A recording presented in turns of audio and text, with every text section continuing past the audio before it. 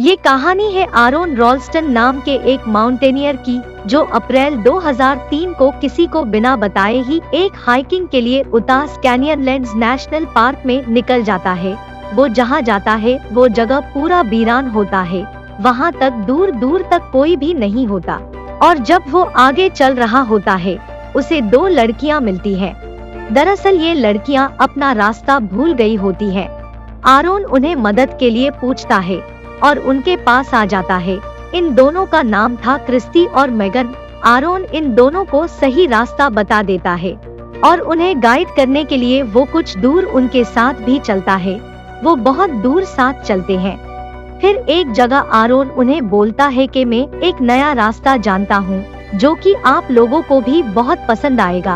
और तीनों पहाड़ी दरारों में से होते हुए आगे बढ़ते हैं। ये रास्ते बहुत ही पतले होते हैं। उन रास्तों पे एक जगह पहुंचने के बाद आरोन उन्हें कुछ बिना बताए ही नीचे कूद जाता है। ये देख वो दोनों डर जाते हैं। वो समझते हैं शायद आरोन नीचे गिर गया, पर तभी आरोन नीचे से आवाज लगाता है। दरअसल उन दरारों के नीचे बहुत सारा पानी जमा होता है। आरोन दोनों को जंप करने कहता है और वो दोनों भी एक करके जंप करने लगते हैं और इसमें इन सबको बहुत मजा आता है। वो लोग बहुत देर तक वहाँ एंजॉय करते हैं और फिर वहाँ से चले जाते हैं। और फिर कुछ दूर आगे चलने के बाद आरोन को हाइकिंग के लिए जाना था और इन दोनों को अपने रास्ते, तो ये तीनों यहाँ एक सेल्फी लेते हैं। आरोन उन दोनों से पूछता है क्या हम दोबारा मिल सकते हैं। तो मेगन उससे बोलती है कि कल रात मेरे घर एक पार्टी है और चाहो तो तुम वहाँ आ सकते हो। फिर आरोन उन दोनों से अलग होकर अपने रास्ते आगे बढ़ने लगता है। वो पहाड़ी दरारों में से होते हुए आगे बढ़ता जाता है। उसे असल में इस हाइकिंग पे बहुत मजा आ रहा था, लेकिन यहाँ के रास्ते जितने संकरे हैं उतने ही खतरनाक। और जब आरोन दो संकरे पहाड़ों से नीचे उतर रहा होता है, वो एक बड़ी सी पत्थर का सहारा लेता है, पर बदकिस्मती से वो पत्थर फिसल जाता है, जिससे आरोन वहाँ से गिरने लगता है। साथ ही वो पत्थर जिसका सहारा आरोन ने लिया हुआ था वो आके आरोन के हाथ पे गिर जाता है। अब आरोन का हाथ दो संकरी पहाड़ों के बीच एक पत्थर में फंस चुका है। हालांकि उसे ज्यादा चोट नहीं लगती, फिर भी वो वहाँ से अब हाथ नहीं निकाल सकता। वो अपने हाथ को खींच के बाहर निकालने की बहुत कोशिश करता है, पर उसकी सारी कोशिशें नाकाम हो जाती है। और जब उससे यकीन हो जाता है कि उसका हाथ वहाँ से नहीं निकल सकता, तो वो जोर जोर से क्रिस्टी और मेगन को पुकारने लगता है, पर उसकी आवाज यहाँ से बाहर नहीं निकल पाती, क्योंकि ये संकरे पहाड़ हैं। इनके बीच में से खुद का आवाज बाहर निकालना और इस वीराने में जहाँ कोसों दूर तक कोई इंसान या जानवर तक दिखाई नहीं देते, वहाँ किसी तक अपनी आवाज पहुँचाना लगभग नामुमकिन है। अब आरोन अपना हाइकिंग का बैग निकालता है और इसमें से अपना सारा सामान बाहर निकाल लेता है। उसे पता है कि कुछ भी करके उसे यहाँ से बाहर निकलना है, क्योंकि हो सकता है कई महीनों तक यहाँ कोई ना आए। उसके सामान में से वो अपना नाइफ निकाल लेता है और उससे उस पत्थर को तोड़ने लगता है, पर वो एक सख्त चट्टान होता है। ऊपर से आरोन का सीधा हाथ उसके नीचे दबा होता है, इसलिए उल्टे हाथ से काम करने में उसे बहुत प्रॉब्लम हो रही होती है। पर आरोन हार नहीं मानता और वो अपना काम जारी रखता है। पर इसी दौरान उसका नाइफ नीचे गिर जाता है और वो उस नाइफ को नहीं उठा सकता, क्योंकि वो नाइफ उससे बहुत दूर गिर गया होता है। अब कैसे भी करके आरोन उस नाइफ को उठा लेता है और फिर से उस पत्थर को तोड़ना शुरू कर देता है, पर इस काम में वो पूरी तरह नाकाम रहता है और साथ ही उसके उस नाइफ का धार भी पूरी तरह खत्म हो जाता है। अब रात हो जाती है। आरोन को यहाँ फंसे हुए कई घंटे हो चुके हैं, पर उससे अभी तक नहीं पता कि वो यहाँ से कैसे निकले, पर वो उसके हाथ को निकालने की नाकाम कोशिश करता रहता है। फिर अगले दिन का सुबह हो जाता है। यहाँ फंसे हुए अब तक 25 घंटे हो चुके थे और उसे अब तक कोई भी रास्ता नहीं मिला होता। अब वो अपना कैमरा निकाल लेता है और खुद का वीडियो बनाना शुरू कर देता है। वो बताता है पिछले 25 घंटों से मैं यहाँ फंसा हुआ हूँ और ये बात किसी को भी नहीं पता, क्योंकि उसने खुद ही ये बात किसी को नहीं बताई होती है। साथ ही वो ये बोलता है कि मेरे पास ज्यादा खाना भी नहीं है और पीने के लिए बस 400 से 500 ग्राम पानी है। अभी जब वो ये सब रिकॉर्ड कर रहा होता है तो ऊपर से कोई आवाज आती है। उससे लगता है कि शायद ऊपर कोई है। वो जोरों से चिल्लाने लगता है, पर उसके चिल्लाने का कोई मतलब नहीं निकलता क्योंकि ऊपर कोई भी नहीं होता। और कुछ देर बाद फिर से रात हो जाती है। आरोन को भूख लगती है और उसके पास जो बचा कुछ खाना होता है वो उससे निकाल के खाने लगता है। और उससे याद आता है मेगन के घर पे आज बियर पार्टी है और वो उस पार्टी को इमेजिन करना शुरू कर देता है। वो खुद से बात करना भी शुरू कर देता है क्योंकि अकेलेपन में ये सब होना एक आम बात है। अब उससे सैटरडे का भी याद आता है, जिस दिन वो हाइकिंग के लिए घर से निकला था। उस दिन उसे उसकी माँ ने भी कॉल किया होता है, पर वो फोन नहीं उठाता और उन्हें भी नहीं बताता कि वो हाइकिंग के लिए निकल रहा है। अगर वो उस दिन उन्हें बता दिया होता तो शायद अब तक वो उसे ढूंढती हुई यहाँ तक पहुँच चुकी होती। लेकिन अब किसी को भी नहीं पता कि आरोन कहाँ है। अब तीसरे दिन यानी कि मंडे को वो अपनी हाइकिंग की रस्सी से एक पुल्ली बनाता है। रस्सी के एक सिरे को वो उस पत्थर से बांधता है और दूसरे सिरे से उसे ऊपर उठाने की कोशिश करता है, लेकिन बहुत कोशिश के बाद भी वो पत्थर थोड़ा सा भी नहीं हिलता। अब वो रस्सी को अपने पैरों में फंसा के अपनी पूरी जोर लगा के उस पत्थर को हटाने की कोशिश करता है, पर अब भी कुछ नहीं हो पाता। अब आरोन का पीने का पानी भी खत्म हो जाता है और जब उससे यूरिन आता है तो वो उसे अपने बोतल में रख लेता है क्योंकि बिना पानी पिए वो मर जाएगा और उससे खुद का यूरिन भी पीना पड़ता है। यहाँ पर उसको कोई काम नहीं होता, इसलिए वो छोटी छोटी चीजों पे नजर रखता है। वो इस जगह से हिल भी नहीं सकता। वहाँ कभी कभी कुछ इंसेक्ट्स आते हैं, पर उन्हें मार के खाने के लिए उससे उनका इंतजार करना पड़ेगा। और उसके साथ ही इन पहाड़ी दरारों में आरोन को दिन में बस 15 मिनट सूरज की धूप मिल पाती है।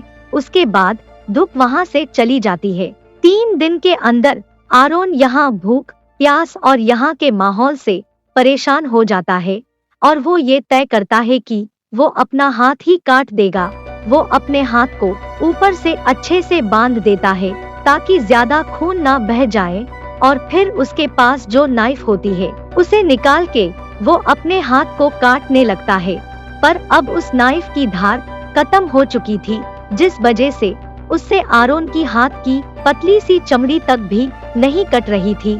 इस बात से वो बहुत दुखी हो जाता है और वो कैमरा पे ये बोलता है कि कभी भी चाइना के सस्ते प्रोडक्ट मत खरीदना, ये किसी काम के नहीं होते। और इन सब में एक और दिन भी गुजर जाता है। रात हो जाती है। आरोन को उसके पिछले दिन बहुत याद आने लगते हैं। उससे अपना परिवार, उसकी एक्स गर्लफ्रेंड और बहुत सारे दोस्तों की याद आती है। और जब वो ये सब याद कर रहा होता है तब बादल गरजना शुरू हो जाता है। आसमान चारों तरफ बादलों से घिर जाता है और जोरों की बारिश भी शुरू हो जाता है। तब आरोन को प्यास भी लगी थी और उसके पास पानी भी खत्म हो चुका था। वो अपनी बोतल में पानी भर लेता है और अब पानी उन संकरे दरारों में आने लगता है जहां वो फंसा हुआ है। धीरे धीरे पानी का लेवल बढ़ने लगता है और आरोन उस पानी में डूबने लगता है। क्योंकि पानी के अंदर ग्रेविटी कम होती है, इसलिए हम पानी में भारी से भारी चीज भी आसानी से उठा सकते हैं। अब आरोन वही करता है। वो उस पत्थर को पानी के अंदर जाके अपने हाथ पर से हटाने लगता है। बहुत कोशिश के बाद वो उस पत्थर को हटाने में कामयाब हो जाता है और वहाँ से निकल के वो अपनी कार के पास भागने लगता है और अपना कार लेके वो वहाँ से निकल जाता है। लेकिन ये सब एक सपना होता है और अभी तक भी आरोन वही फंसा हुआ होता है। और अब वो जोर जोर से चिल्लाना शुरू कर देता है क्योंकि उसको यहाँ फंसे हुए बहुत दिन हो चुके हैं। इसलिए उसे होलोजिनेशन में ये सब सपने आ रहे होते हैं। अब आरोन का चौथा दिन खत्म होके 5वां दिन शुरू हो जाता है। अब उसके बिहेवियर भी चेंज होने लगता है। वो खुद से बातें करता है, कमेंट्री करता है और अपने कैमरा पे ये भी कहता है कि अगर मैंने उस दिन अपनी माँ को सारी बात बता दिया होता तो शायद अब तक यहाँ फंसा हुआ नहीं होता। और जिस दुकानदार से उसने हाइकिंग का सामान लिया था। उसने उससे भी कुछ नहीं बताया होता। अगर उससे भी आरोन बताया होता तो शायद उसने भी अब तक उसकी मिसिंग का रिपोर्ट कर चुका होता और कोई उससे ढूंढने आ चुका होता। वो अपनी मॉम डैड से ये भी कहता है कि मैं आप लोगों से बहुत प्यार करता हूँ। वो ये सब इसलिए कह रहा होता है क्योंकि वो यहाँ से कभी निकल पाएगा। उसकी ये उम्मीद अब टूट चुकी होती है। वो भूखा है, प्यासा है और इस चट्टान ने उसकी जिंदगी को इन्हीं दो संकरे पहाड़ों के बीच रोक रखा है। अब आरोन फिर से अपने हाथ को बांध देता है और वो चाकू जिसकी धार खत्म हो चुकी है अब उससे अपने हाथ को काटने की कोशिश नहीं करता, बल्कि उसे अपने हाथ के अंदर गाड़ देता है, जिससे चाकू उसके हड्डियों तक पहुंच जाता है। उसके हाथ से खून निकलने लगता है, पर इससे आगे आरोन और कुछ भी नहीं कर पाता और एक और दिन भी गुजर जाता है। अब छठे दिन वो बहुत ही कमजोर हो चुका था। अगर अब भी वो यहाँ से नहीं निकल पाया तो मर जाएगा। आरोन अपने आप से कहता है कि शायद ये पत्थर यहीं पे जिंदगी भर से मेरा ही इंतजार कर रहा था। जब से मैं पैदा हुआ तब से शायद यही मेरी डेस्टिनी है। और वो वही रिप यानी रेस्ट इन पीस और साथ में उसका नाम और बर्थ डेट भी लिखता है, क्योंकि अब उससे यकीन हो चुका था कि वो यहाँ से अब कभी भी जिंदा नहीं निकल पाएगा। और वो वही ढेर हो जाता है। अगली सुबह जब उसकी आँख खुलती है तो उससे अजीब सपने आने लगते हैं, जिसमें एक बच्चा होता है। दरअसल ये उसी का ही फ्यूचर का बेटा होता है जिसके साथ वो खेल रहा होता है। इसके बाद उसमें एक आत्मशक्ति जाग जाती है और वो अपने फंसे हुए हाथ को ऑपोजिट साइड में पुश करने लगता है और अपने हाथ की हड्डी को तोड़ देता है और उसकी चाकू से, जिसको के अब उसने धार दे दिया होता है, उससे उसके हाथ को धीरे धीरे काटने लगता है। और इस तरह से वो अपने हाथ को अपने शरीर से अलग कर देता है। और आज छठे दिन वो अपने आप को इन पहाड़ी दरारों में से आजाद कर लेता है। वहां से निकलने से पहले वो अपने हाथ का एक फोटो भी लेता है, उस हाथ का जो अभी भी उस पत्थर के नीचे दबा हुआ है।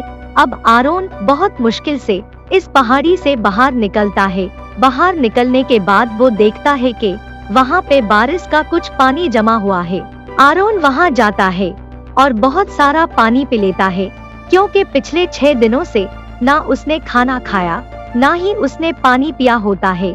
इसलिए वो पेट भर के पानी पीता है और वहाँ से निकल जाता है। उससे अब आसमान पर वो वल्चर भी दिखता है, जिसको वो उस दरार में से देख पाता था। और आज वो खुद भी उस चिड़िया की तरह आजाद है। लेकिन अभी भी उस बीहड़ से निकलना इतना आसान नहीं था। वो बीहड़ बहुत ही बड़ा था, पर आरोन अपना आत्मबल नहीं हारता और आगे बढ़ता जाता है। और तभी दूर उससे एक परिवार दिखता है, जो लोग हाइकिंग के लिए यहाँ आए होते हैं। और आरोन उन्हें आवाज लगाता है। वो भाग के उसके पास आते हैं और आरोन की मदद के लिए वो वहाँ की सिक्योरिटी को बुलाते हैं। उसके बाद वहाँ एक हेलीकॉप्टर आता है और उसमें आरोन को हॉस्पिटल ले जाया जाता है।